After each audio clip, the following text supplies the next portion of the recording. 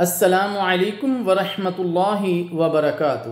الحمد للہ وکفا والصلاة والسلام علی عبادہ الذین اصطفیٰ، اما بعد، اللہم صلی علی محمد وعلی آل محمد۔ مغرب کی رکعات کا بیان۔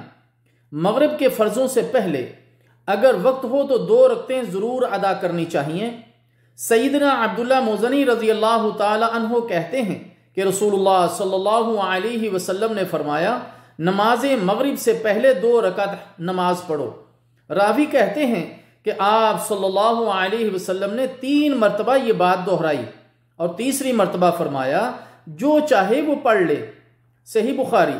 مغرب کی 3 رکعتیں فرض ہیں۔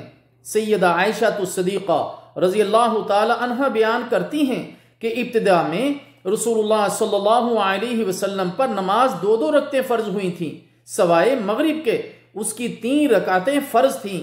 پھر اللہ تعالیٰ جل شانہ نے حضر میں ظہر، عصر اور عشاء کی نمازیں 4 رکعتیں مکمل کر دیں اور سفر والی نماز اپنی حالت پر یعنی 2 رکعتیں باقی رہیں۔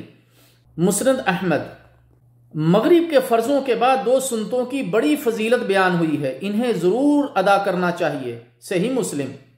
اللہ تعالیٰ جل شانہ سے دعا ہے کہ اللہ تعالیٰ ہمیں عمل کرنے کی توفیق عطا فرمائے۔ والسلام علیکم ورحمۃ اللہ وبرکاتہ۔